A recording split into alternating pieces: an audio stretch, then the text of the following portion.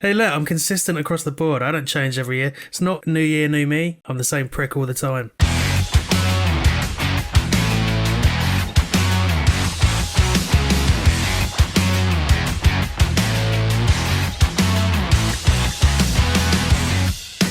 Happy New Year! Yay! Fucking 2020's over. Thank fuck, everything's gonna be great. Yeah, boy! It's been awesome already. Probably. Tier 4, yeah! Let's not talk about tier 4. You haven't even got there yet. Only one of us is in tier 4 and it's not us, Dan. No. Oh, yeah. Welcome to episode 30. Welcome back, everyone, after a long time away. Wasn't it like a week? We're so consistent, we only took a week break off. Yeah, it's only been a week. We missed you all, so we decided to only take a week. Because we're the most hard-working motherfucking podcast.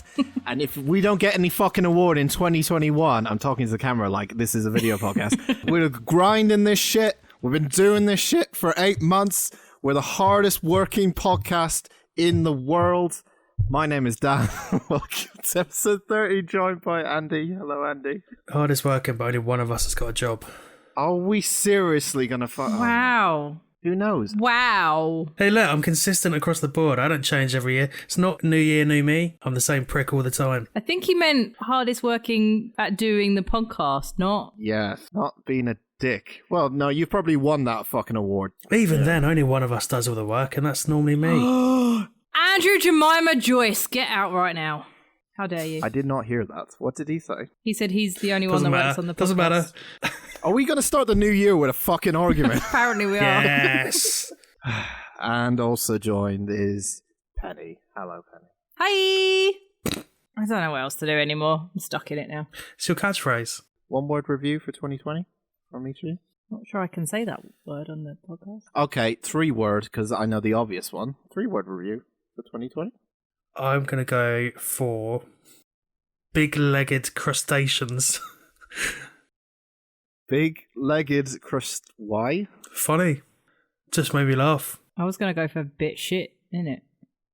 Which is a bit of an understatement. And I'm just going to call it fuck my life.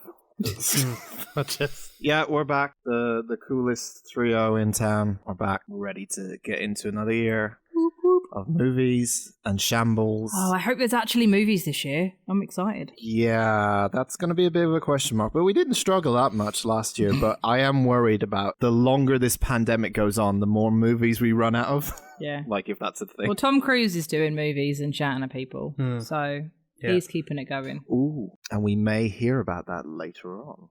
But first, since we do like to give back to our audience who give to us... No, that sounds wrong. Help me out. I don't know what you're trying to say, so... What? Fucking worst co-host ever. Right, since the audience like to give us feedback, we like to give back to them sometimes by giving a little shout out. Wink, wink, hint, hint. Give us more reviews on preferably Apple Podcast listeners. We know you're out there. So, returning segment for the new year. The desperate suspect. The desperate suspect. Returning segment for the new year. Let's go for right to reply in a positive manner this time around though.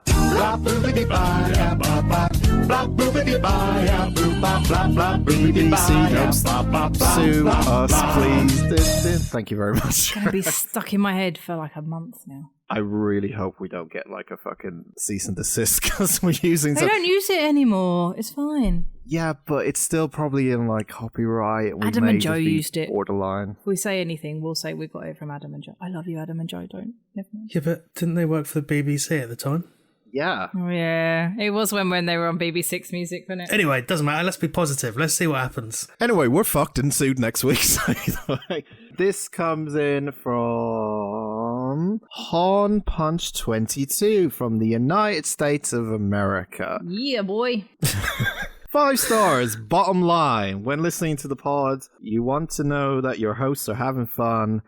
Really? And this one is exactly that. I also appreciate the 3 often opposing views. Often being the correct word. And a variety of films they cover. Keep them coming. Thank you very much, Home Punch 22, for your 5-star review. Thanks. Yeah, very opposing views on everything. And variety of films, I mean, would have one genre. It's horror. I'm student film, Penny is horror, and Andy is What is Andy, actually? What is Andy's stereotype? I guess bad films? No, you hate bad films. I'm a touch of everything. Anything but Neil Breen. He touches everything. You're the common man. I'm the common man. Fucking cheers, man. Appreciate that. That's right. You're the common man, and Dan's the other one, according to Jen. So Yeah, thanks. So Great. nice to know you're fan. Just come on the show more. Right, let's kick this off with Penny in traditional sense. Penny has a film to watch. I wonder what it could be, Penny. don't blame this on me. The first film of 2021. Here we go. Let's Are we start going to this get a off fresh right. start? Here we Let's go. start Come on, this off. Penno. Here we go. No pressure, Pen. You're such assholes. You saw the poll. Don't know what you're talking about. No idea. I technically didn't. Last year on our Instagram, which is at Unusual Suspects Pod. That's the one. Never remember which is which. Good one. Whether I was going to watch Killer Sofa or Bed of the Dead. Ah, yes. Now, I voted Better the Dead. I voted for Killer Sofa. Oh. Well, so you know how Dan's disappointed with my bullshit anyway? He's going to be even more disappointed because Killer Sofa was the winner. Oh, fucks. Come on, you want to have a bed that eats people. That's hilarious. A sofa is just like a sofa. A bed is more funnier because you could, like, sink into it like in Freddy Krueger did in one of Yeah, those but ones, right? imagine The kid. The paedophile one, right? imagine like Michael Myers strolling around stalking people, but actually it's just a big sofa. Yeah, but what's more funnier? A sofa that kills or a bed? What, just someone lying in a bed and then getting swamped? Or a giant That's sofa hilarious. running around the street with a knife and googly eyes? It's obviously the sofa. It's like a bed breaking. It's hilarious. I hate to tell you this, but you're both going to be disappointed. Oh. Nothing's changed. Killer Sofa was not bad. We'll go into it. It's not what I thought it was going to be, but I had one massive problem with it. It's not a sofa. It's a recliner. Or like a lazy boy. It is like a lazy boy. It's a singular person chair that has a has the recliner flap and it goes backwards. The film is set in New Zealand, and I checked with my New Zealand expert, Yasmin, to check that New Zealanders didn't call a recliner a sofa. They don't. The title of the movie is Killer Sofa. They do not call it a sofa once the entire movie. They call it a recliner the entire way through. Okay, so that's your only negative about this No. film, right? No. I didn't say it was my only negative. I just said it was my biggest problem. Oh, fuck's sake. I thought we had a masterpiece on our hands. No, 2019's Killer Sofa, which is available on Amazon Prime. Of course it is. Of course it is. Yeah. Yes, of course. Seems to be the home for all Shit. absolutely fine horror films. Yeah, so I will go through it, but if anybody saw the posters, I don't know if anyone saw the posters on our Instagram, it was a very scary looking, it kind of didn't really, it was still a recliner in the poster now I think about it, but it was very scary looking. I was kind of expecting, maybe hoping for like some sort of 80s cheesy gore fest. Right. Same with Bed of the Dead. It was not that. Of course it wasn't. No. Another one of my, I thought this film was going to be this, but no, it's something else films that Dan loves. It seems to happen every week. So we start off and there's a guy and he is bleeding over a picture of a girl. He's cut himself and he's bleeding onto a picture of this girl. And he wakes up tied to a table in like a Dexter-style kill room with all the plastic and stuff everywhere. And he's tied to this table and a man comes in with a saw and he's about to kill the man on the table when he looks over and the recliner is just sitting there looking at him. When you say looking at him, does it have eyes? Yeah. What? Oh, okay. Okay. What? I can't work out, right?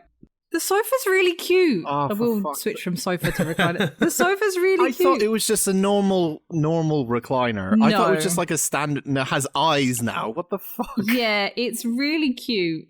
I'm going to send you a picture of it, Dan. It's got folds in it, like a sofa, but it's got two buttons where you would not have buttons on a sofa. You know, sometimes sofas have buttons on them. Yeah. Like a Chesterfield or whatever. Andy's just Googled it. I've just sent it to the chat. Do you know what it looks like? It looks like an overcooked baked potato. That's what I thought.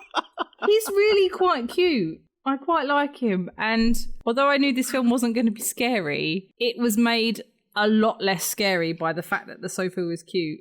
Like, it's clearly got a face. You would automatically be suspicious of this sofa, of this chair, if you got it, because it clearly has a Pen, face. I'm suspicious of anything with a face. This especially. Dad's gone already. It is quite sweet though, isn't it? It looks... I'm still trying to get over the baked potato. It looks like a baked potato.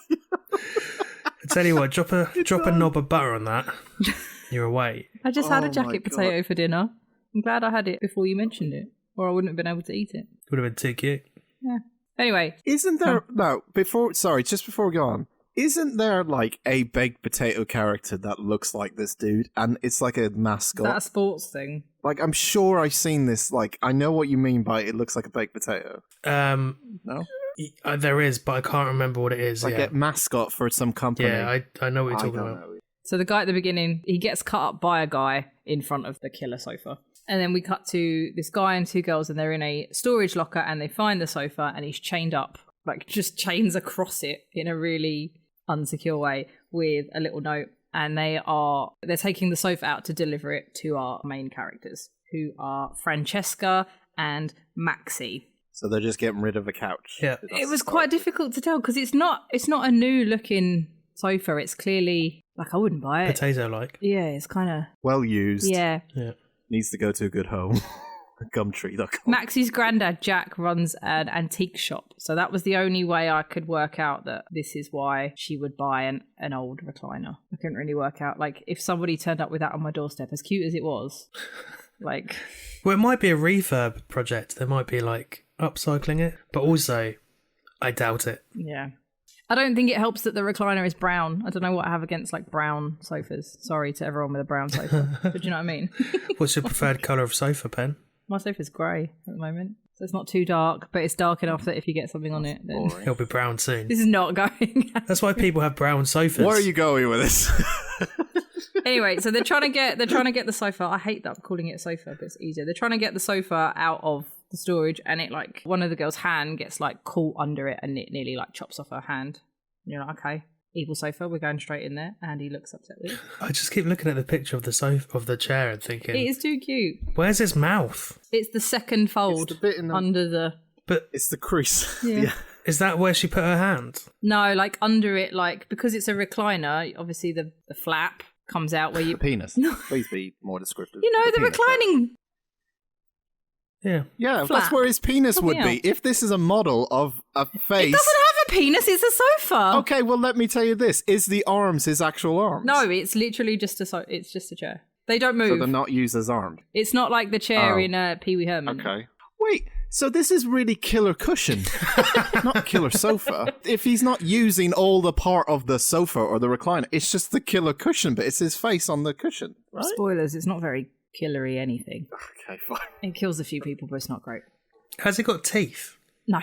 So all you're getting is just being That'd be more mauled by a pillow. That's not bad. No, we'll get into how it murders like two people. Let her go The on. worst you'll get is a spring in the eye. Yeah, it's mostly spring based. Talking about previous experiences. Are you? Yes, I've had a spring in the eye. It was not comfortable. Anyway, continue, Pen. So there's some policemen. They go to our main characters. It took me a while to figure all this out. I don't know if it's because I wasn't paying attention or the narrative wasn't great, but anyway. They talk to Francesca because I thought he was her ex-boyfriend, but he's not. Her ex-friend was found cut into pieces. So they tell her about that, and it means nothing to start with, but it's important later on. They try and deliver the sofa, and they deliver it to the wrong address, which is where we meet Maxie's granddad, Jack. And Jack, he gets drawn to looking at the sofa, Right. and he's looking into its buttony eyes, and he puts his hands on the arms of the chair, and then he starts shaking, and his eyes roll back in his head, and he can see things. He can see a woman, and he can see the guy that was bleeding over the picture of a girl. And then he falls down and he wakes up and some guy is doing chest compressions. And he's either having a heart attack or a stroke. I don't really know, but it doesn't really matter because he's like, yeah, I'm fine. No worries. And gets up anyway.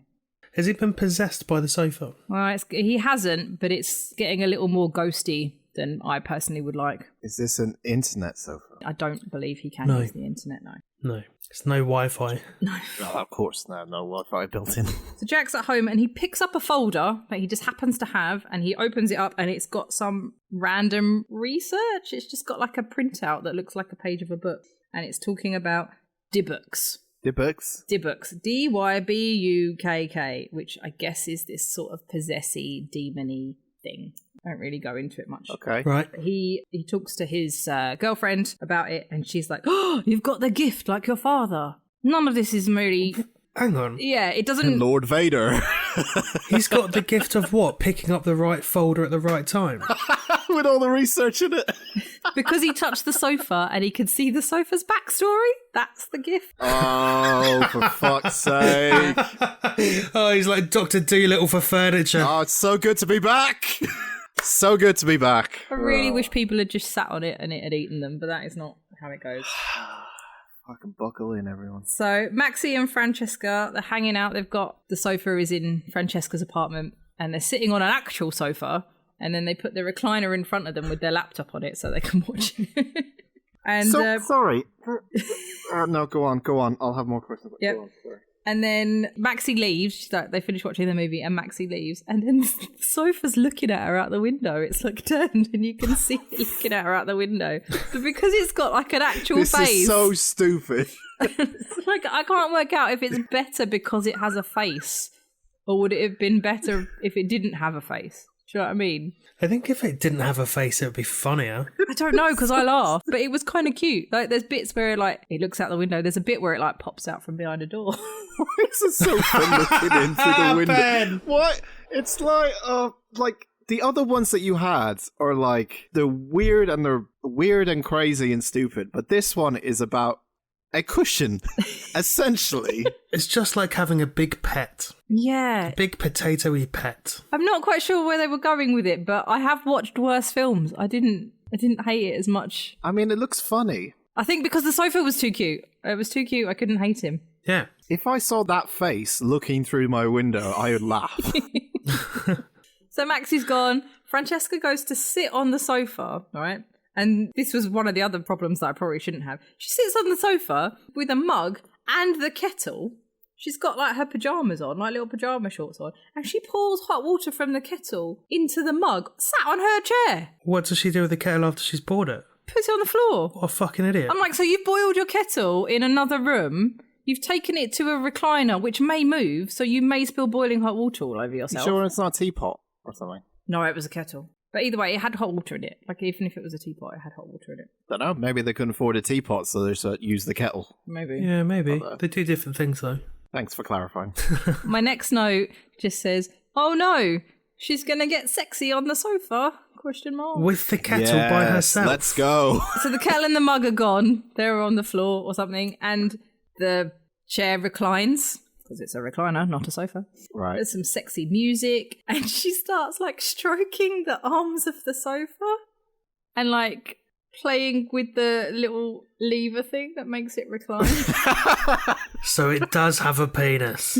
We've nailed it. Or she nails it, I assume. We found the anatomy of the sofa. Oh, and she's just kind of wiggling on it a bit. So, in actual fact, she's sitting on him, right? Uh-huh. Like, in terms Yeah. of she's sitting on him. Uh-huh. She's giving it a lap dance. Yeah, in a way, yeah.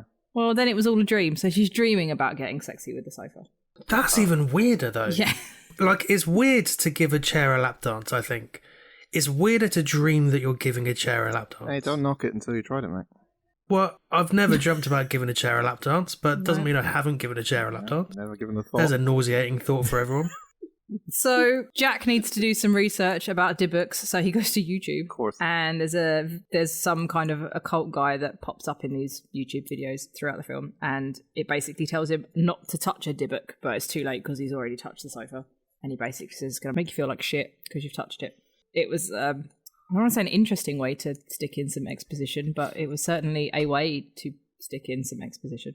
Okay. So when people touch the sofa, bad things happen. That's what we've learned. Which is weird, but apparently it only happens to him. It's like, oh, it might give you headaches and make you feel a bit sick and stuff, but he's the only one that seems to be affected. And then even then, not that much. Right. So it's a psychic sofa. Just wanted it to be a murdery sofa. I'm so disappointed.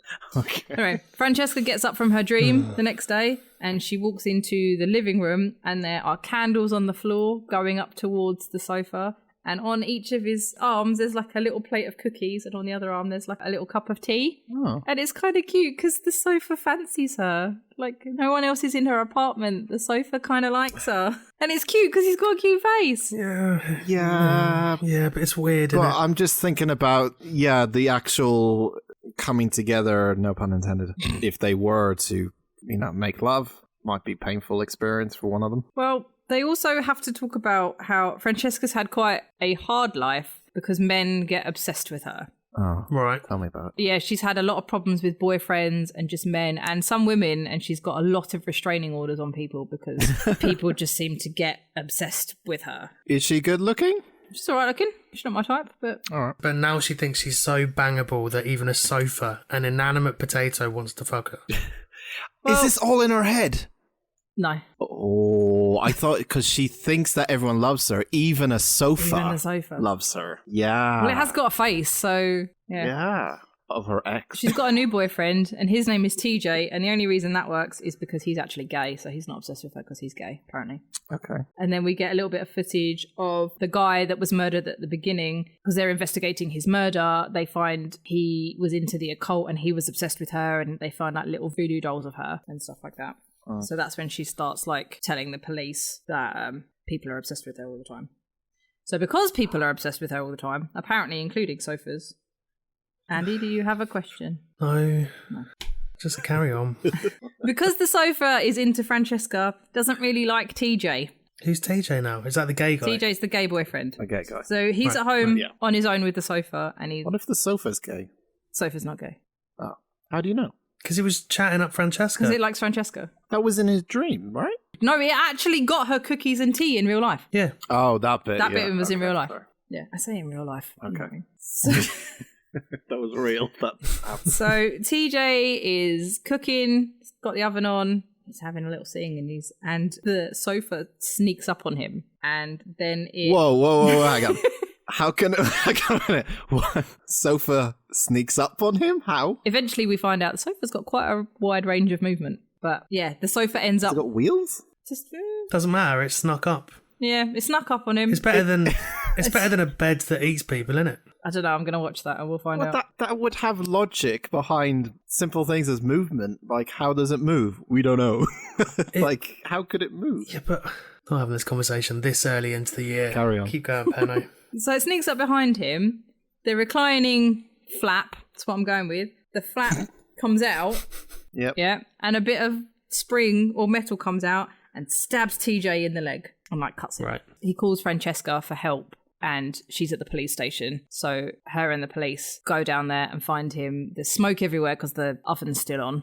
And TJ is in the bath bleeding heavily and trying to bandage up his leg while the sofa is just back where it was. From a spring. Yeah, like they're quite. It's quite thick bit of metal. Those springs are really I guess thick so. and sharp. So TJ's Also, like, go. Sorry, if you cut is it your femoral artery that's in your leg? That'll kill you in about 4 minutes. It kind of looked like it was in his calf, so it wasn't particularly All right, so life not the threatening, femoral. but it looked pretty painful. They don't know where that artery is in the film. The people who wrote this. Well, and it sneaks up behind him. I feel like you got to get your femoral artery more from the front than the back. I don't know. No, you can get it from the back Oh, that's what she said. Wait. to the sofa. Oh Apparently, God! Welcome to the new year. Fucking hell. Start as we mean to go on. Yeah. So TJ's like, fuck this, the sofa attacked me. I'm going to stay at my mum's down the road. While he's at his mum's, the sofa... Your films have a lot of mums just turning up, don't they? Like we had the mum with the clown in the birthday party. Oh, yeah, once. the mum Yeah. sister. Yeah. And me and Andy lost it when we heard the mum was there for some The reason. dwarf, the clown, and the mum. That was it, yeah. He's at his mum's, and his mum's got her headphones in, and she's doing yoga because you need to get him to a different apartment, but you don't want anyone interfering, I'm assuming story-wise. He can't walk very far. She can't hear him. yeah. Perfect. The sofa decides to finish the job. And at one point, there is one of said springs, and it just taps on the window. Like, menacingly That's quite taps sweet. on the window. Oh, Yeah. I think he was trying to be scary, but Oh, yep. How are they animating the sofa? Is it like very CGI or is it very like natural looking? Who said it was animated, Dan? No, you know what I mean, like CGI kind Nope. of sofa Nope. moving around. Nope. You know what I mean? It's a real sofa. It's just a real sofa it's being a shoved sofa. in windows and Yep. yeah. As far as I didn't look it up, but there's no way there's CGI. It's a sofa. oh, that's even better. It said something about the sofa actor or something in the credits. So yeah, it's a sofa. What a job. So TJ hears it tapping on the window. He opens the window. He looks down into the street, and the sofa's just like looking up at him with his cute little face. Why hasn't he smashed it to shit by now? Because we're not that far into the movie yet. Are we not? Oh my Jesus God, Christ! I thought we were like. Jesus. The movie's like an hour and 20 minutes. Let's do it. So he gets the sofa manages to get up to the apartment, and it turns out that the sofa needs to eat his soul. The sofa likes to eat souls. Right. So he manages to get hold of TJ, and it gets very Ghostbusters with the streams. There's a lot of streams going into TJ, and that's them. He tends to burn his victims, this Dybbuk, by taking the soul out of them with Ghostbuster streams. Yeah. As you would. So what I've got so far is it's a soul-eating sofa that fancies Francesca. Are we kind of with me? There's a demon in the sofa. Yeah, the Dybbuk. Yes. Right. Jack and his girlfriend, because Jack's got the gift that his dad had. I don't know why he can't just have a gift. I don't know why his dad had to have it. But they hold hands and then manage to remember the stuff that he saw from the sofa's backstory. And he sees a girl. It turns out he sees a girl and she is running away because she's poisoned someone. And she gets she's getting chased by people, and it's her and a guy is running after her, like shouting for her. And she decides to kill herself in front of a peasant girl that's there. She slits her own throat. What? This has taken a fucking turn. What? Yeah. Yeah, this has just got loads of stuff in it. So it turns out, see, I know this now, but years and years and years ago, there was a girl, she poisoned someone, and because she couldn't get away with it, she killed herself in front of this peasant girl. And that's what Jack saw by touching the sofa. What's the peasant girl got to do with anything? She will come into it later. It's like two different films, right? Yeah. You got your quirky, funny-looking sofa, and then this girl has a backstory where she poisoned. It's like, what?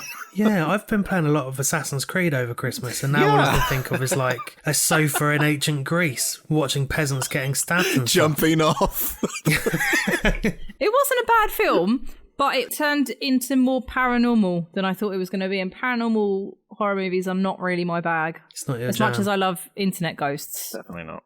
I'm not really into ghosty movies. Film of the Year host was a paranormal. Yeah, but Not really into them, though. look at all the choice that I had. But do you know what I mean? I was expecting horror-y and I got ghosty. So Yes. Francesca, she has another dream.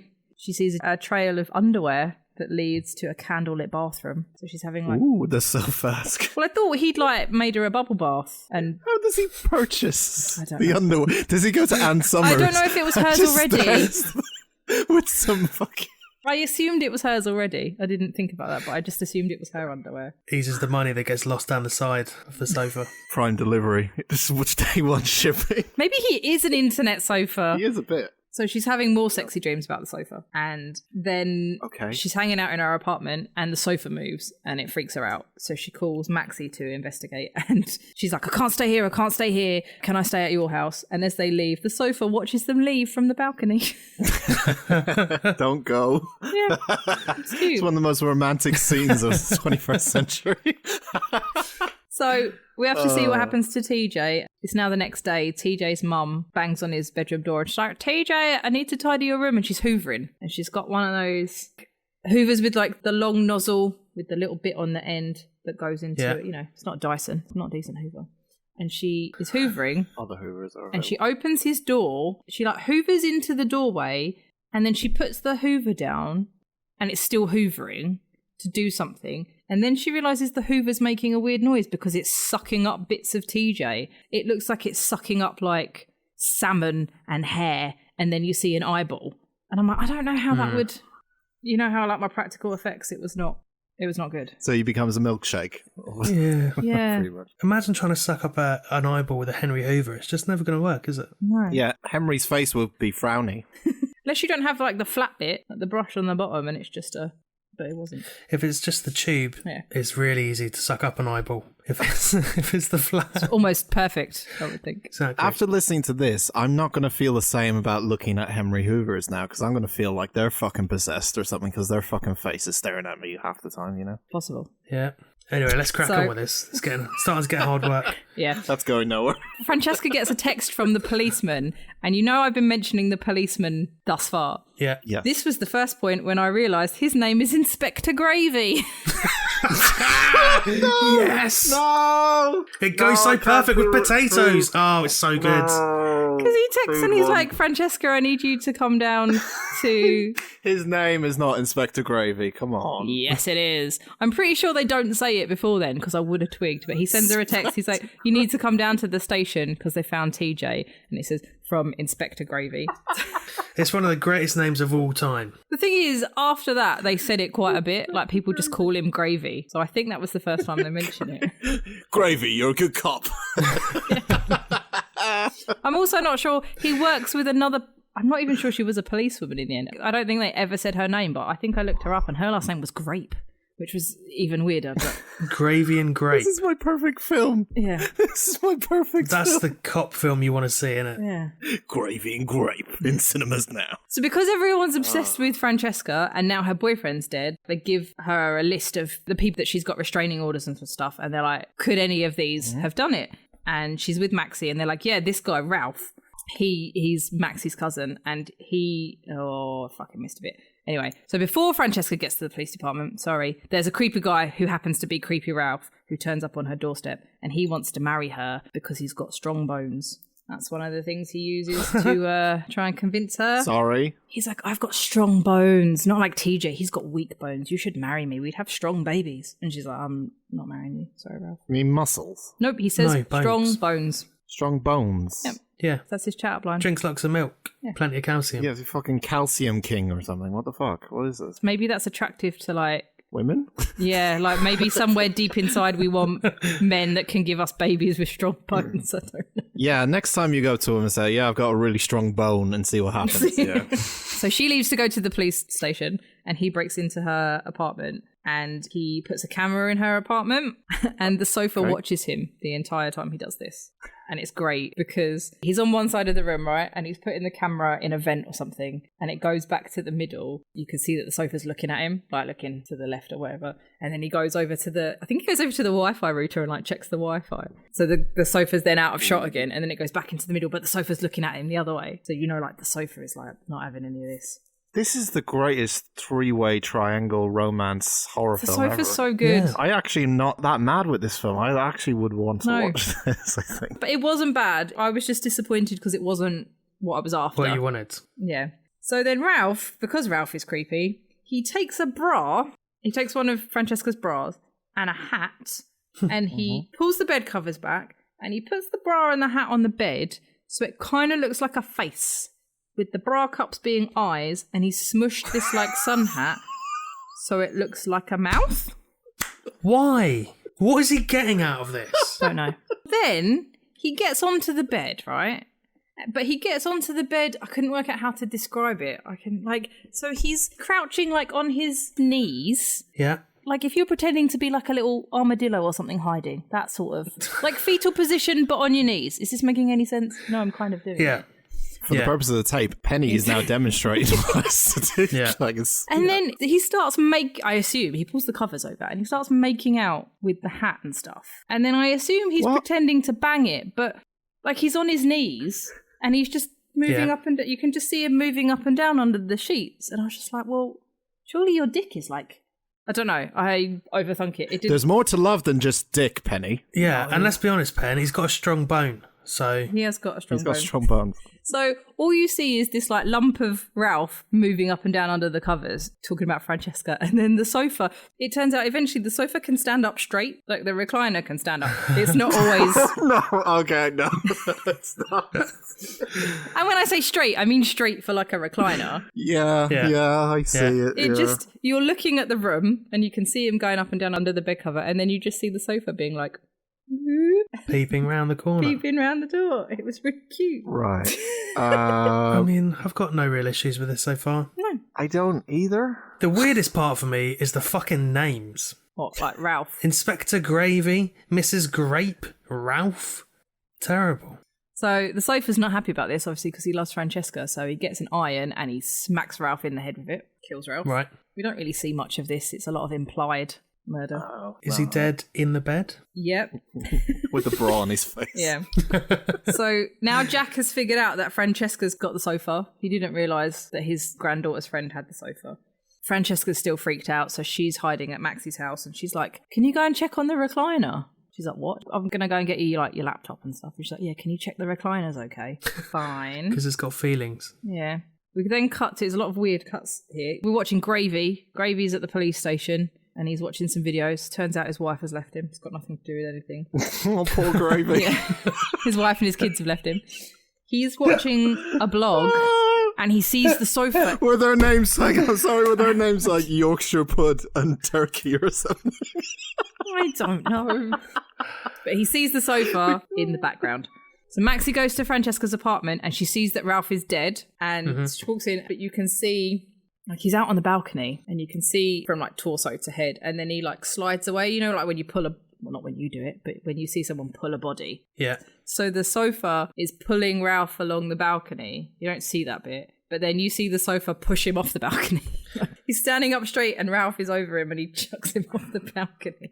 Right, sounds pretty fun. It's like a transformer. Yeah. That's basically what this sofa is a transformer. Optimus Prime.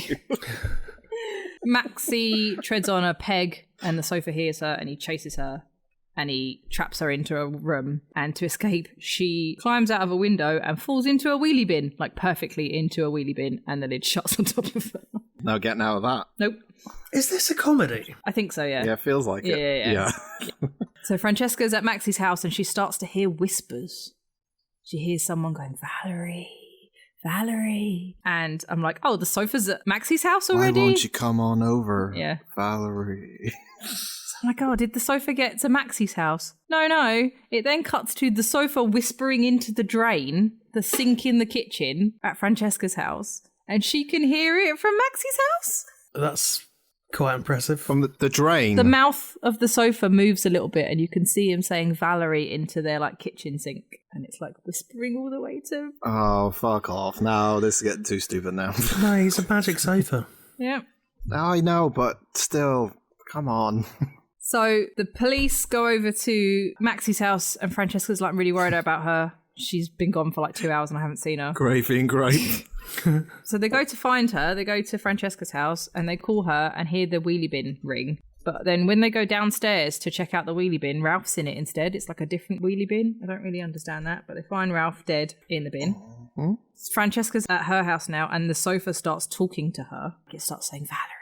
So she drives all the way to some sort of cliff. She like freaks out, gets in the car, drives to like some sort of beachy cliff. And then Jack calls her and is like, we need to talk. So she drives back again. Okay. I think we're implying she's had enough and she was going to chuck herself off. Not really sure. So she goes to Jack's and Jack has found from a blog, he's found out all about Gerard and Valerie, who were poisoners and soul eaters back in the day. So Valerie is the chick that he saw slit her own throat from earlier. Right. And Gerard is the guy that was following her. They were lovers.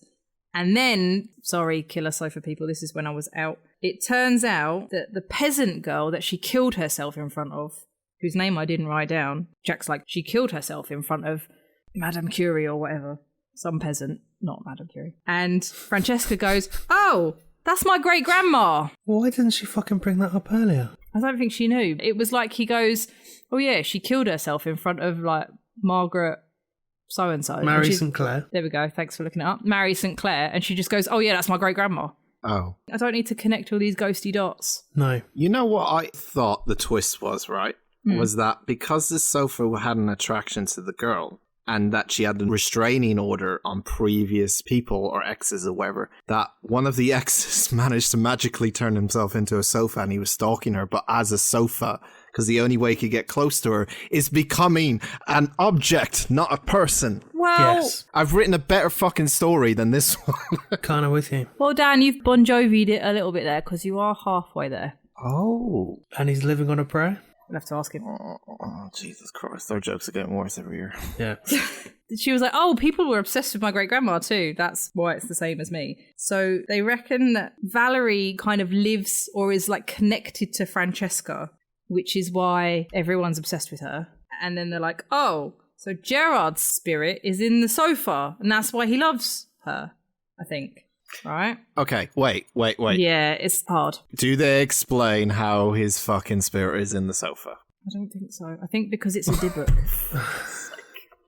I'm out. That is a cop-out. I'm out. I'm fucking out. It was hard. I did a lot of rewinding. It was quite confusing. Just, he's in the sofa because... Yeah, so I'm like, okay, Gerard's possessed the sofa because it's a Dybbuk. Out of all things. I'll suspend my disbelief. I'll just fucking go with it. Who cares? And Valerie's in Francesca. So Jack's he's like, we need to make a plan. And his plan is that you get both the Dybbuks and you put them into boxes and you set them on fire. And he literally draws this out as he's saying it. That's his master plan. I don't know how you're going to get a sofa in this tiny box that he makes. But This had such promise. I was so promising with this. The first half of this was like, this is cool. I like this. And now it's just gone downhill like most of these. It was too ghosty. It was not murdery enough. So, Gravy interviews this guy called Warren.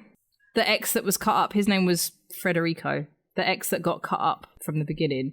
And my favourite exchange, Gravy goes, "Did you kill him?" Warren's like, "No." He's like, "Then why were you at his house?" "Well, he asked me to cut his legs off." But he didn't kill him. He just wanted his legs cut off. And he's like, "But you're a vet, not a surgeon. You couldn't do that." And he's like, "Well, I did." So apparently, at one point, Warren went to Federico's house, cut his legs off, but he was alive when he left him. Okay. I kind of know why it's important now, but it didn't really make any sense at the time. My next note just says, "Bored now, too ghosty and not murdery enough. Sorry." I think Dan and I can relate. Yeah. So the police go to Ralph's because he's dead, and they find the camera footage because he was filming Francesca's, and they see it live and they see the sofa is moving. Yeah. Francesca is trying to put Jack's plan into action. So she takes this box, which is almost like a cigar box. I don't know how you're going to fit a sofa in it. But she goes and she takes it to the sofa and she shouts at him to get in the box. She's like, "Get in the box. Get in the box." He doesn't, because why would you, just because she's shouting at you? So then she covers him really badly. She's got like a petrol can and she's throwing it on the sofa, but I feel like she's missing a lot of it. But anyway, it's on her as well. And she goes over to the other side of the room and she lights a match and the sofa goes and blows it out from the other side of the room. Pretty funny. Okay, Pretty that's funny. Yeah. She lights another one. She lights the third one. So she's like, fucking hell. Just leave the room and come back in and it like, The sofa stands up like a bad transformer. So this is the first time you've seen him before, like peek around the door, so you can kind of assume that he's taller. But when he actually stands up, he's just like a big rectangle. And then you get a nice little bit of POV from the sofa going towards her. And then Gravy turns up and he shoots the sofa. My favourite character. Bob Gravy. What a legend. He shoots the sofa. The cushion falls off. He shoots the sofa. The cushion falls off. Is that half his face? He shoots the sofa. The cushion falls off. And there's a man inside it with no face. Like his face has been cut off. No. What? So then I've written, "Oh my God, he must be Federico. That's why he didn't want any legs, so he could fit in the sofa." Oh, for fuck's sake. Wait, so I did a Dan too, and I was like, "Oh, okay, it's Federico in the sofa stalking her." Yeah. It's not ghosty. No, it's still ghosty. He's got no face. Unless he had his legs and his face cut off. It's because he's been dead for a while. Because instead of it being, like Dan said, like an actual stalker in the sofa, which would have been kind of more interesting at this point. Yeah. The Dybbuk has been using, Federico's been dead for a while, they've been using his body. The Dybbuk has to go into a human body, and then when it's done with the body, it can transfer itself to an object until it can find a new body. So I think it used his body until he died. Then it transferred into the sofa. It's very confusing. Ben, this is bullshit, man. I know. This is bollocks. It could have been so good. Movie of all time. Watch it. I'm not saying don't watch it. I just love the fact that if there was a guy in there the whole fucking time just moving around as a sofa. But I think he was dead the whole time. But that makes it even more weirder because like there's just a dead body underneath the sofa. Yeah. Now she's giving a lap dance to a corpse. Yeah, as well. And it's watching her. I think Gerard possessed Federico, but then transferred to an object. When he cut his legs off to go in the sofa, I guess he got in the sofa and then he died, so then he was in the sofa. It's like Prop Hunt, if anyone's played that video game. Transferred to an object. So Francesca's all freaked out. She runs into the bathroom. She's been taking these pills all throughout the movie. I don't know what they're for. She spills them on the floor, and then this creepy woman grabs her and possesses her. I think Grape is outside knocking on the door. And she's like, "You all right?" Grape. I'd totally forgotten about Grape. That is it, isn't it? You looked it up, didn't you? It is her name. The best things about the film is Gravy and Grape. And she's like, "Are you all right?" And she's like, "No, I'm fine." At this point, I'm like, Valerie has possessed Francesca. Maxie wakes up in a wheelie bin, walks back upstairs. She's like, "What the fuck is going on?" Because the sofa is still there with the guy in it. So then I've written, why was he in the sofa? And then she keeps the sofa. They get rid of Federico, and she keeps the sofa. Oh, so she was into the sofa. Well, then I worked out, she's all, you know, in The Faculty, when the alien takes over the really nerdy teacher, and then she's really fit. Spoilers, yes. It's an old film. So now Francesca is all sexy now because she's all possessed. And I'm like, oh, okay, so that's why she's kept the sofa. The coroner calls and we find out Federico's been dead for weeks. Then they use another YouTube video to explain that the Dybbuk's will go from people to objects. The best source of information. Just a bunch of YouTube. Yeah. Valerie / Francesca is now hanging out with Gravy. They poison Gravy. Oh, no. Not great. Don't poison the gravy. No. They poison Gravy so that Gerard can be put into his body, right? Oh. So Gerard and Valerie are back together. It's repeating itself. Repeating itself again. So I'm like, oh, okay, the sofa's done then. Maxie sees them kill Gravy. She goes up to the apartment, but the sofa is still possessed. Gerard and Valerie leave, but she goes up there and the sofa's still an evil Dybbuk. And then I've written, I am confused. The end. What? I mean, that is some bullshit. That's a fucking hatchet ending. So the sofa was possessed the whole time, but then I guess there were these B stories with I don't really know. Yeah, but what they're saying there is everything we just told you for the last hour and a half about the Dybbuk and it possessing stuff, well, it's obviously not true then because the sofa is still around. Unless the sofa is a Dybbuk and the other spirits are different and Well, that's the thing. What they're saying is our movie makes no sense. I mean, when I did the poll, the director of the movie did like it on Twitter. So if you'd like to come and explain your movie to me, that would be cool. Hi, yeah, welcome. You come on as a... I wish you told us this earlier. We'll have a lively conversation. It really wasn't that bad. I enjoyed the cute sofa. Yeah, I just wished it had been more basic and murdery. Is it more a case that this was just a parody kind of thing? Parody of what, though? Sofas and gravy. A parody of sofas and gravy. It was absolutely fine. I would have a little plushie of the sofa. They made one. I would have one. He was cute. But yeah, when it got all ghosty and possessy and things, you just kind of lost me. But that is just personal preference. Do you think they were trying to be too clever and not make it Federico as a stalker and that be it? The fact that they had to be like, oh, we're ghosts and paranormal and shit, just seems largely irrelevant to me. Or is that just me? I don't know. I feel like they picked the title Killer Sofa and then went, well, we don't want to be too obvious and just make it a killer sofa. But that would be better. If it was like Rubber and it was just a killer sofa, pretty fun. Yeah, exactly. If it was like Rubber. The fact that it's now a fucking haunted prick who's possessed some other prick and then cut his legs off and thrown him in the sofa. And has flashbacks and memories and all that bollocks. Bollocks. When it says, a killer reclining chair becomes enchanted by a girl and starts committing crimes of passion. Fine. Even if it had just been a possessed sofa that fancied Francesca and murdered people, it felt like there was a lot going on. Yeah, I would watch that. Totally in for that. There was too much going on. The first half of it was like, I didn't hate it. I was just like, this sounds funny, and I'd actually watch it. But then the second half, when they were explaining the intricacies of, oh, this is the flashbacks and the memories, and then there's someone stored in there, and then it's like a body that takes over another body. It's like, what? Just keep it simple. There was a lot going on. Put it on. It's a cute little... Yeah. He's a cute little sofa. Oh, he's not. He's a recliner. Cute little killer sofa. As that was my biggest problem with it. But not what I wanted. Sorry. I wanted a murdery sofa with teeth that would kill people in inventive sofa-based ways. So you're doing Dead of the Bed next time? I thought I'd leave it for a little bit. Maybe I'll do another poll. If people want to follow us on Instagram and Twitter things, I'll pick another 2. What movie would you like to torture us with next? Yeah. There's one called Killer Unicorn, but it turns out there's a dude in a unicorn mask. I was like, well, that's not what I want either. I want an actual fucking unicorn. So I'll have to do a bit more research. Why were you trying to leave the country, Warren? Look, I saw Federico on the news and I freaked out. Did you kill him? No, I didn't kill him. But you were at his house? Yes. What were you doing there? He asked me to cut his legs off. Why? I don't know why. I just thought the less I know, the better. But you're a veterinarian, Warren. You're not even a surgeon. Okay, well, thank you, Penny, for that. It's great to have you back in the new year, talking about objects and gravy. Our favourite Scientology resident, Mr. Tom Cruise, had a bit of a problem on set recently with his film crew. Here's the audio of it for people who don't know. We are the gold standard. You're back here in Hollywood making movies right now because of us. Because they believe in us and what we're doing. Tell them, Tom. I'm on the phone with every studio at night. Insurance companies. Producers.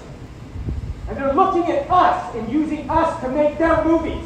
So basically, if you haven't heard this, is Tom was filming on the set of Mission Impossible. Is it Mission Impossible 7, by the way? 7. Yeah, it'll be I didn't 7. know there were that many. I was more shocked by that. Yeah, I'm a massive fan of Mission Impossible. I've watched every single one of them. Yeah, Mission Impossible 7. So one of the crew, or the part of the crew members, a couple of them, I think, weren't wearing masks or following protocols due to COVID. Tom saw this and someone recorded this rant while he was having a go at them. It's about 3 minutes long, so I won't play the whole thing. But yeah. He's not a happy boy at the moment. Not a happy boy. Anyway, what I thought would be a good idea, like we did with the Nicolas Cage, is go down the route of Tom Cruise and his whole life and find out weird and wonderful things that Tom Cruise has done in his life. Are you trying to get us murdered by Scientologists already? I am trying my best. Anyway, I found some interesting facts about Tom Cruise, everyone. For the record, I think Tom Cruise was right to shout at everybody. I'm with him on that one. Yeah. Same. That's fine, but he is a bit of a nutjob. Oh, yeah. At the same time, after I tell you some of these facts, that things he did in my segment that I forgot I called... He's roping up to a jingle. No, because I forgot what I called the Nicolas Cage. Facts about Tom Cruise. You forgot. That's inventive. Is that what you called the Nicolas Cage one? Facts about Tom Cruise, and I have no jingle for this because I didn't load one up. Anyway, so, fact number 1. He'll only run on screen if he's alone. That doesn't surprise me. I've never seen him run with anyone else. Have you? I think it's because he's not that quick. Vanilla Sky, he was running by himself, right? Yeah, every Mission Impossible film, he runs by himself. Every Mission Impossible film, he's chasing someone, but he's running by himself all the time. I'm trying to think of another one. But yeah, so according to Annabelle Wallis, who played his love interest in The Mummy, she was afforded a unique honor as she was permitted to run beside Tom in one of their action scenes, which apparently was a first. I got to run on screen with him, and he told me it was the first time it ever happened. Why do you think that is? Do you think it's because he is genuinely really slow? Well, he said, nobody runs on screen with me. I'm a really good runner. Mm-hmm. That makes me think he's saying, you won't catch up with me. His ego is kicking it. That's what I think. But that makes me think the lady does protest too much, and he runs like me, like an idiot. Yes. Yeah. Oh, yeah, War of the Worlds. He ran in that. It's not because he's short. Yeah, he ran in a lot of films. Is it? Does that matter? It's coming from someone that is short and doesn't run. Well, it might be. I do have a short fact coming up. It's probably difficult for him to run in platform shoes. Ah. And he's normally short, so he looks the same height as everyone else. Yeah. His body is capable of insane things, apparently. A person who worked with Tom in Interview with a Vampire and Mission Impossible 2, one of the greatest Mission Impossible films of all time. Fucking horrible film. My favourite. Oh, that's awful. Is that the one with the Metallica video? Yes. Yes. Oh, God. Anyway. Hey. So she noted that while she was on set with Tom, he was always felt like he had a huge amount of pressure on his shoulders. She recalls him having like red face all the time and like blemishes on his face. And at one point, she said, I remember at the beginning of the night seeing this slight red mark on his nose. And by the end of the night, I kid you not, this is how fierce his metabolism is, he had a big white head where the red dot was. And it would take anyone else 48 hours to manifest a zit. I saw it growing. It was a zit, and it just got bigger and bigger and bigger. Is that true? Like, I don't know. Sometimes when I get a zit, I feel like it wasn't there, and then the next minute it was massive. I don't... What? Exactly, yeah. He's superhuman. He can grow zits. I'm not sure that's a thing you want to brag about, is it? No. On top of that, he doesn't want to be looked at on set. Don't look at him. Oh, is he one of those? One of those guys. Yeah, he's one of those guys. According to US Navy, Tom's behavior on the set of the forthcoming Top Gun Maverick, which I'm looking forward to, rubbed them the wrong way. One Facebook post claimed that Tom Cruise was really on our ship telling the crew not to look or talk to him at all. To Navy people. Why? Like, I could see where you just were like, please don't talk to me. Like, I'm in my actory headspace. Yeah, that's... Or whatever. I think that's what it is. But, like, don't look at me. Oh, fucking do one, mate. He's not exactly method, is he? No, he's not making shoes. It's ego. I mean, what he does is impressive, but he's not fucking Christian Bale. He's not Daniel Day-Lewis. He's not fucking that sort of caliber of actor. I think you'll find that he is fucking Christian Bale. Well. Well, that's true. That's exactly why I brought it up. But Christian Bale was like method. Yeah. So he can get away with The it. Machinist is Oh, one. God, yeah. Yeah. Yeah. Whereas Tom Cruise plays Tom Cruise in every film. Yeah. Yeah, I guess, as you said, when we watched Vanilla Sky, it was probably one Yeah. of the best ones he did because it was a bit different from action-y Tom Cruise that he's so used to and stuff, but yeah. Well, even Interview with the Vampire Yeah. is like a period piece, and he looks so out of place in it. Yeah, like, I love that movie. I know Andy doesn't. but I find him odd as a vampire.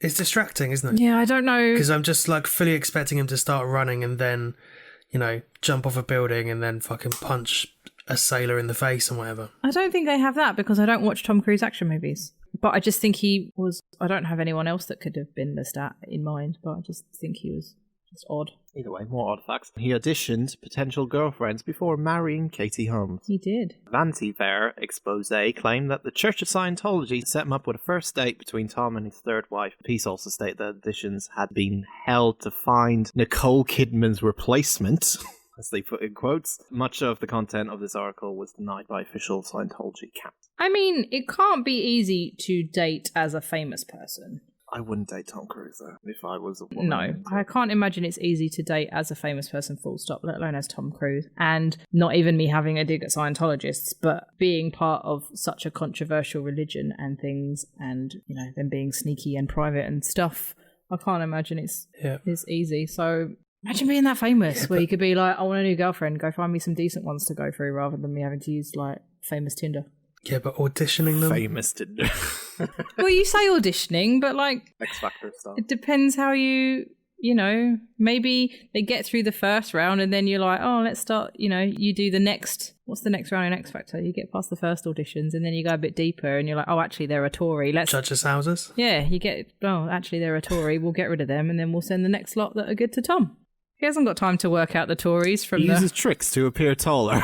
So when Nicole asked what life was like after divorcing Tom, she replied she could finally wear heels now, as Tom instructed her to not wear heels when they were on the red carpet. Why didn't she just tell him to fuck off? Because they were in a long time. How long were they married? Like 10 years? It was a long fucking time, wasn't it? Yeah, they've got kids, haven't they? They do, and I'll bring them up as well. They can kind of get it. If he's got short man syndrome and he's supposed to be like a cool action guy, I can kind of see what it's like. And she's quite tall anyway, so if he's like, oh, can you just not? Give me those couple of extra inches. That's what she said. Thank you. Leah Remini, she stars in King of Queens. Leah Remini, the greatest ex-Scientologist that ever was, to give her correct title. She was also in Scientology camp. When she was hanging around with Tom, Will Smith and Jada Smith turned up to Tom's house along with her. And Tom asked to play hide and seek with each other. This is true.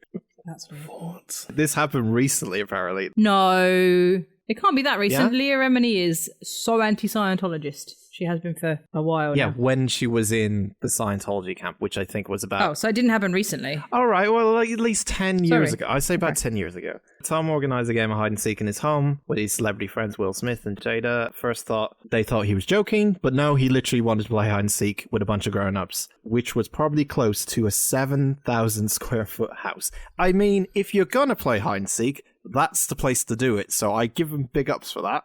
But still, you're like 40-something now, aren't you? Yeah. Do you guys ever have an urge to play hide and seek? No. Because don't invite me, because I don't. Andy only wants to play hide and seek No, I don't. so that no one will find him and he can be left alone. That's very true.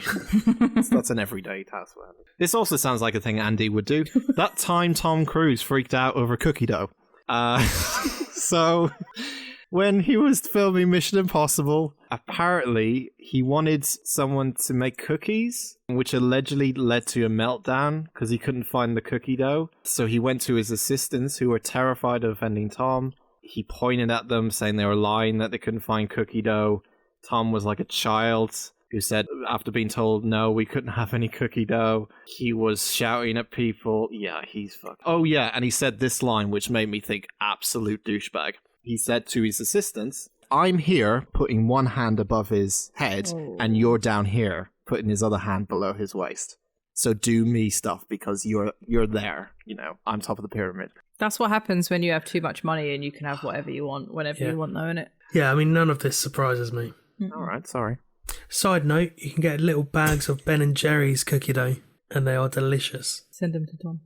Side note, everybody Google Tom Cruise's wonky teeth. It'll freak you out. Oh, we're not No, doing this don't again, do that Ben. again. We've done this. For fuck's sake. Reusing content. Every time he comes up, I was waiting till you were going to fucking bring it up again. Yeah, it's my favourite Tom Cruise fact. Everyone should know about his wonky teeth and don't ever go to that dentist. Yeah, so when they were doing that whole Finding Girlfriend, apparently they composed a 9-page report on girls. So, like, they would interview them and have a report card, give it to Tom and see if he was interested, and then they would move on to the next round of the X Factor and maybe get to the semi-finals or something. But yeah, that happened. That sounds nicer than Tinder, though, doesn't it? Imagine all the shit you have to go through with Tinder. So, Lee was invited to Tom and Kate's wedding, which apparently was a fucking nightmare. There was a mixture of Scientology officials there, obviously. They were separating certain people at the wedding. This is what Lee said.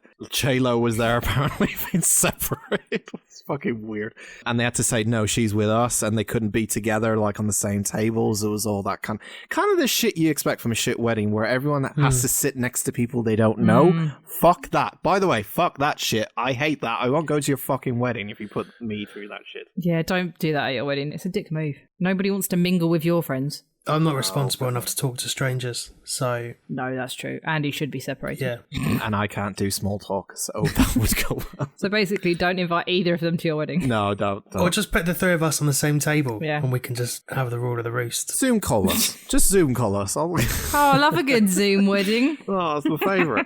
Get used to it. Katie Holmes apparently kept Tom Cruise waiting at the altar for 20 minutes. At one point, Lee claims she found little Suri Cruise crying on the bathroom floor, watched by 3 women, included Tom's sister and assistant. I didn't know if they were changing her diaper or what, but the 3 women were looking at her like she was L. Ron Hubbard's incarnate. Rather than talking to her in a soothing voice, they kept saying, Suri, Suri, Suri, in a tone that sounded like they were telling an adult to get their shit together. Lee writes, adding that after she got Suri's bottle, by the way, she was a toddler? What the fuck? Then they reheated it, returned to her, she stopped crying. Lee was then dismissed by Tom's sister. Lee apparently received a series of rebukes for her behavior at the wedding, which Katie Holmes writing up a knowledge report on her, basically a snitching document. Yeah. Then they divorced in 2012. That's why Leah Remini is not a Scientologist anymore.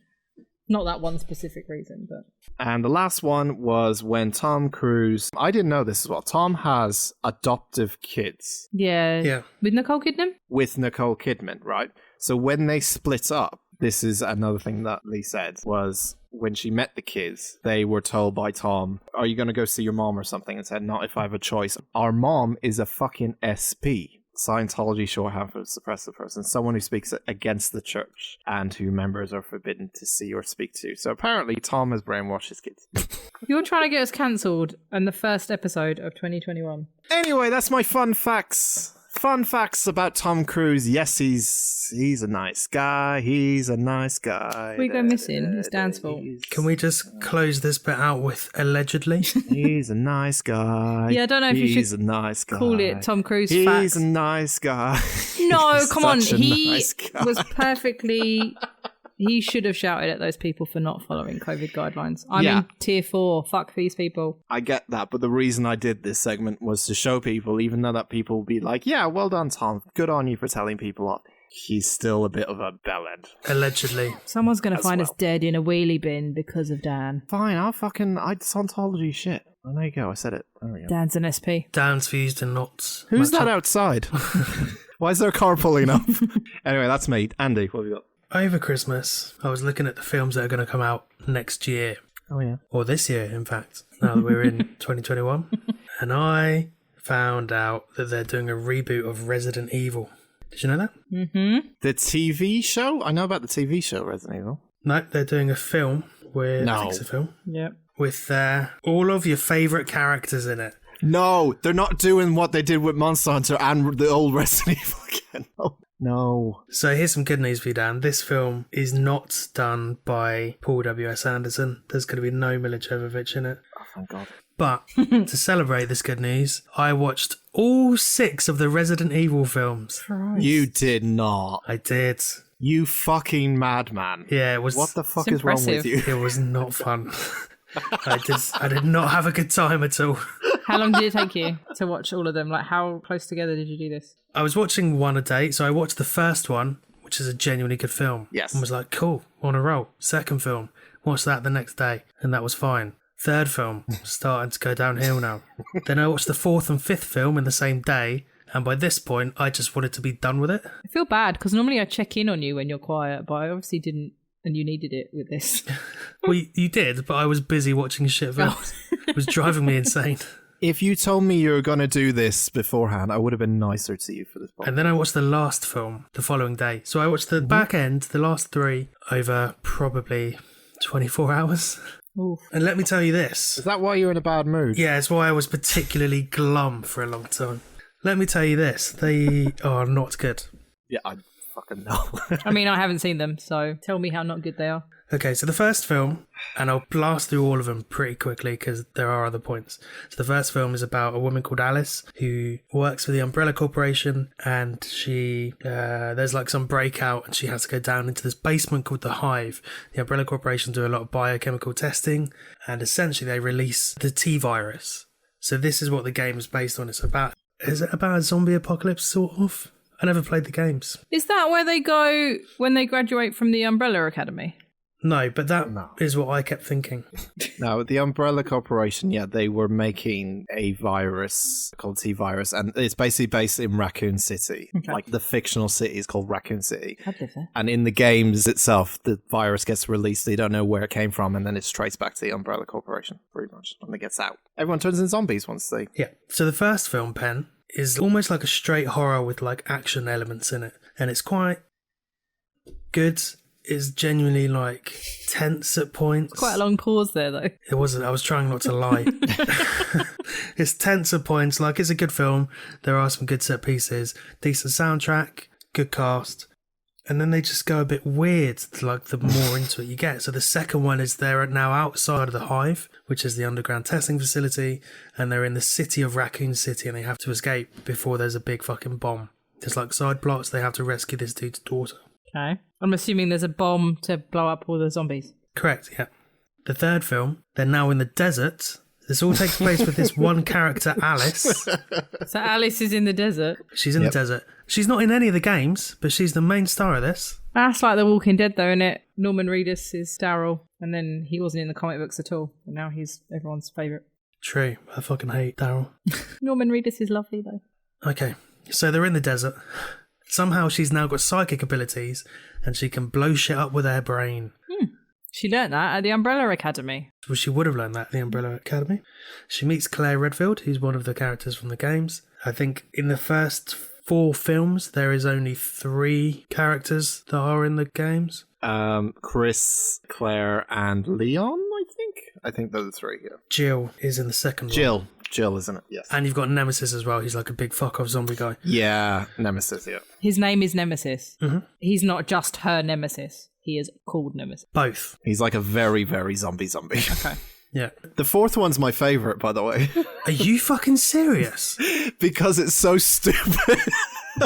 Okay, we'll come back to this because I'm nearly there. So in the third one, Pen, they're in the desert, they deal with the shit. She finds this like testing facility in the desert, and when she's there, she realises that they're using clones of her to do testing. So now she's like found a big trough, like a moat, full of dead Alices. Okay. Oh, it's the best. Also, for some reason, they go from Atlantic City to Vegas en route to Alaska. Yeah, that's right. Totally opposite direction. Totally opposite direction. Yeah, I was going to say. It's like Utah to Nevada to Alaska. No, that doesn't work. No, it's fucking stupid. So the 4th film... Oh, this is the best. I guess what, right? This is a true story, right? I hated, after seeing the 3rd one and that fucking ending, I was like, what the fuck is this? And then the 4th one came out and they were like, Resident Evil Afterlife in 3D. So I went to the fucking IMAX to watch this in 3D. And oh my God, I couldn't stop laughing. Yeah, it's not good. So essentially this one is set in a prison for the bulk of it.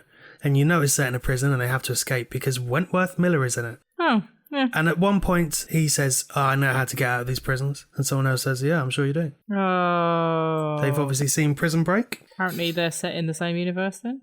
Okay. Yeah.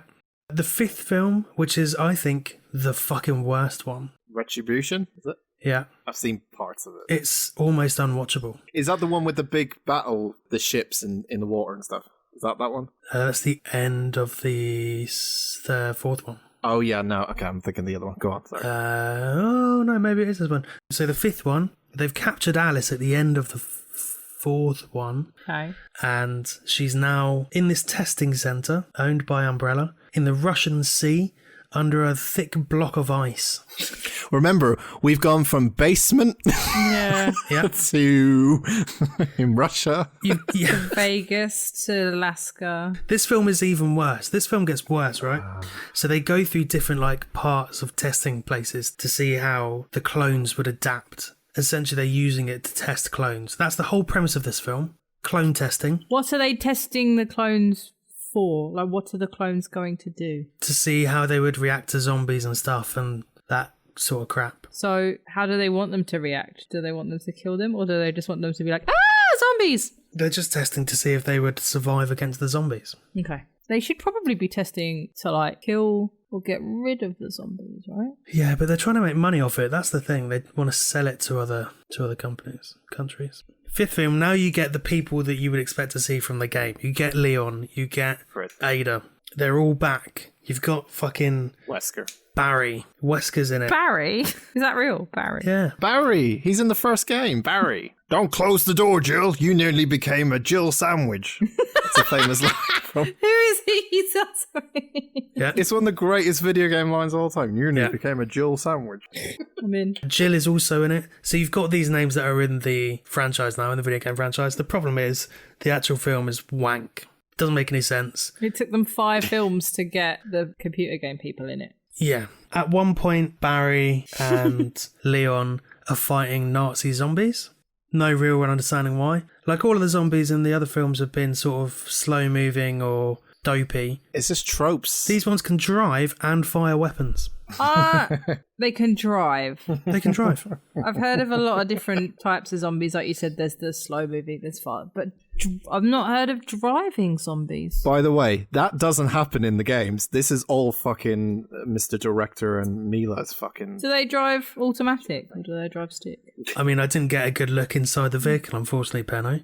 But some of them are on motorbikes, if that helps. What? Surely... Nope, go on.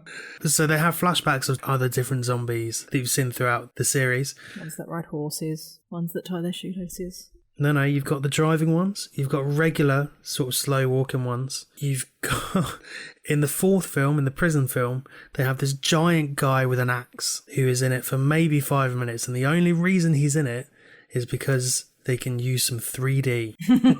So you just see the axe like bashing on a door or a gate. And then he comes in and he throws his big axe at the camera. And you're like, okay, fine, whatever. This is exactly what it's for. There's a car chase in this fifth one.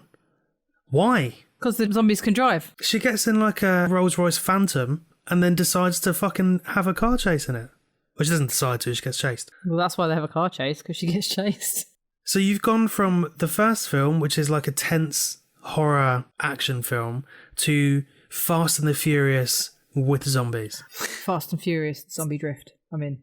To be honest, it did just follow what happened to the video games because, you know, before they got better again, they became scary and then they got action-packed, you know, in the video game world as well as the movies did. It's not scary, I would say. These Resident Evil films are not scary. Maybe the first one's the scariest, I would say. But it did follow what the video games did. It just got more action-y as it went on and stupid as well. I can't tell if that's deliberate or if they are just shit. They ran out of ideas. You know what? I think they got given less of a budget every film, but the film made over $1 billion in total. This whole series made over $1 billion. But they were just, I think it was a case of they were just like, what idea will come up next? Because it doesn't make sense, all these films, if you think about them as like, you know, you got Lord of the Rings that has a lot of films in it, Harry Potter that has a lot of films. They all make fucking sense if you kind of watch them all. This is just like, here's an idea, here's an idea, here's an idea. It's just like, oh. What about if the zombies could drive?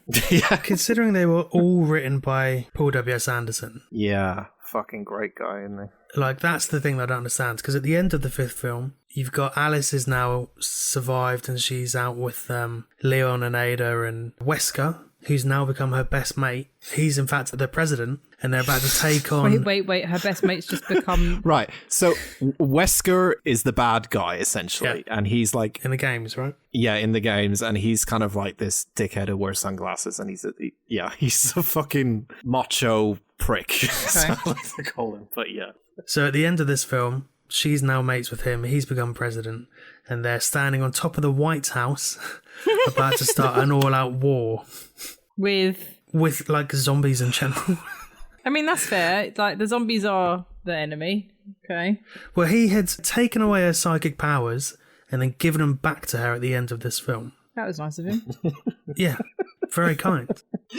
I don't know if you're going to get to the final like ending of the series, but the ending as well is also fucking stupid. Like how they end the whole thing. Oh, we're going to get there, don't worry. He's like, I watched all of them. We're talking about everything. Well, I'm missing out some huge fucking chunks here because I don't want to relive it. But the beginning of the 6th film, suddenly she's alone. All of her mates have fucked off. There's no backstory to why. They just don't exist anymore. And Wesker is now a villain again. And you're like, how has this happened in the space of like 6 weeks? What, are they not good like roommates? What a life to live in the Resident Evil franchise. What a life. Yeah. In the 6th film, she has to go back to Raccoon City. And if anyone's interested in watching the rest of the Resident Evil franchise, then maybe don't listen from this point on. But also, they're fucking dreadful. I'm saving you a job. Yeah, they're not worth it at all. I kind of want to see some zombies drive cars. We maybe watch 1 or 2 of them for the films that will happen maybe in the future. We don't know. That means Dan's put some in the hat. God, I hope so. You've just watched them. Yeah, I want someone else to suffer. They're very good to discuss, that's all. 6th film is the final one. This is Resident Evil, the final chapter. It all concludes here.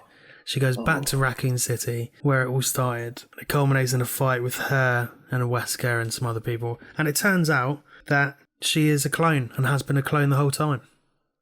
And it's like, 6 films have been totally pointless. There's no need for any of this, and it just annoyed me. Is it Mila Jovovich? Is she Alice all the time? Yeah. She's the only one that stays in every film, I think. Yeah. She's the only character. Yeah. Except, well, Wesker, I guess he turns Yeah. up most of Ian Glenn is in, I think, 3 of them. Yeah. Wesker's in 3, 4. There's also that thing where at the end, also still spoilers, where, and it's so stupid, she has the T virus in her, Alice, right? So she has it inside her body. So they get it out of her body by, I think, injecting the T virus again, and then they get rid of the T virus, or they do something that gets rid of T virus but doesn't kill her magically. It's something stupid. So what happens, Ben, is they realise there's an airborne antivirus. That's useful. So she has to get it up to the surface of the country and then smash it so it's airborne, but it will kill and destroy anything that has been infected with the T virus. Apart from her, where it just... That's also lucky. It just takes out the T of the T virus. So now she's just got a virus. Virus. Yeah. It doesn't touch the healthy cells, it just takes out the T virus. Fuck off. So she's now a clone who's alive. She's then given the memories of like her, I want to say owner, but she's not her owner, the person she's a clone of. Original Alice, yeah. Original Alice. And now she's like a real person. And it's supposed to be some really touching moment, except the camera pans so fucking quickly, it's horrific. You can't see shit at all. Yeah, and then they say, I'm trying to remember now, but they say something about, oh yeah, the virus is still in the air, but it will take like several years for it to come again, so the job isn't done yet. Yeah. Like, it's going to happen again. And that's how they end the final chapters, like, oh yeah, the job's not done. It's like, what do you mean the job's not done? It's like, what the oh it's my fucking God. stupid. It's such a crap franchise. Like, I had some high hopes for it. I remember watching the first 2 when I was sort of early teens and thinking they were pretty good. They're crap. Yeah, they're all fucking... They're really crap. Doesn't sound good. So, 2021, Resident Evil, I've just looked it up. This is the new one. All I saw on this is it's from the writer-director, or someone, a producer, who did the reboot of Mortal Kombat or something. He did the 95 version of Mortal Kombat. James Wan. Oh, James Wan's... Oh, he's good. He's alright. He did Saw as well, didn't he? Yeah, I like a bit of James Wan. Oh, well, if it's horror, if there's a bit more horror in this one, then yeah. Okay, fine. But do you think it's going to be scary? I mean, possibly. James Wan did Saw, he did Conjuring, but he also did Aquaman and some of the Fast and Furious. Oh, God, no, he didn't do Fast and Furious. Oh. Insidious, Annabelle, Yeah, he did the 7th Fast and Furious film. Classic. The Nun. I mean, he's probably got a good handle on it. He's got a good sort of touch of horror. The reboot would be super, super scary. Yeah, but he's also young enough to have probably played it. He's done some directed and some writing and producing. Yeah, I've got a quote here that says, the reboot will be super, super scary and more faithful to the games. Yeah, it's got all the characters in it that you would expect from the games. He's only 43, so he probably grew up on those games. Okay. Played them in his early 20s when he was trying to come up with Saw. I mean, if anyone's going to do a decent adaptation of it, it's probably someone like James Wan. Okay, well, I'm hopeful. I just don't want Paul W.S. Anderson to do anything. I don't either. Because he's doing Monster Hunter. Yeah. He did all the Resi films. The Resi films. Mortal Kombat. Oh, God, yeah. Fuck, he's awful. Why has he still got a job? He's fucking terrible. He did Alien vs. Predator. That wasn't terrible. I mean, I liked it, but it's not a good film. He did Death Race. He did all the Death Races, didn't he? Yeah, the Jason Statham Death Race films. I mean, he just cannot be trusted. I don't understand how he's still given a job. The only good film he's done is Event Horizon. Oh my God. He did possibly one of the worst films, another fucking video game franchise he ruined. He did Dead or Alive, which is another video. That film is awful, and that's another video. Oh my God, Paul, I'm going to kill you. I can't admit that on podcast, but Jesus Christ. Stop fucking ruining things. You make your own IP, you fucking bellend. He obviously can't. Just to clarify, he was a producer on Dead or Alive. Yeah, Didn't but direct. you know what I mean? He doesn't do anything that doesn't have a tie-in with anything. Like, I don't think he's done... Maybe he can't think of his own ideas. He can't. I'm just looking at all these written ones. They're all... Well, Death Race, that's the only one. Okay, Death Race, and that was shit. No, so. no, Death Race is a reboot of Death Race 2000. Oh, fuck. So that's not him. Are you fucking serious?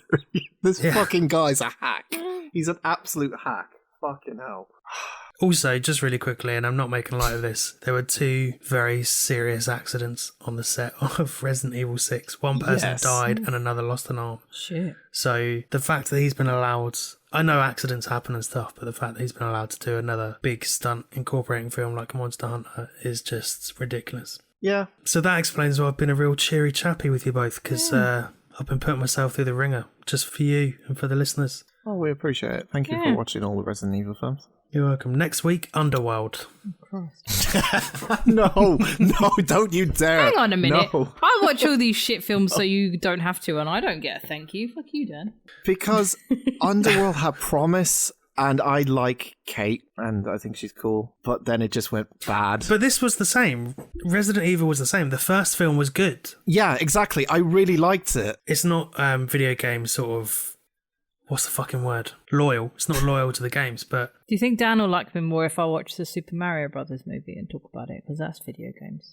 Hey, that might be in the hat. I was kidding. Did we all think about putting that in? No. Because I took it out. It's there 5 times. I was kidding. I was going to put it in.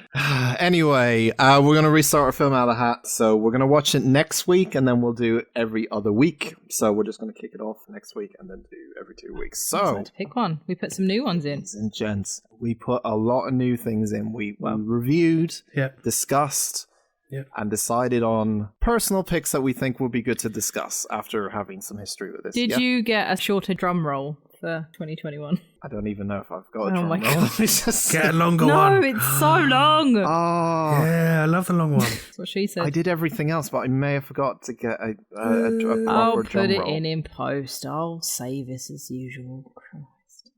Okay, and the drum roll, please. I can't even do it. Sounds like an old car starting. I am an old car. Don't shame yourself. Our film for next week is... Ooh. It's a Dan film. Ah. Fuck you guys.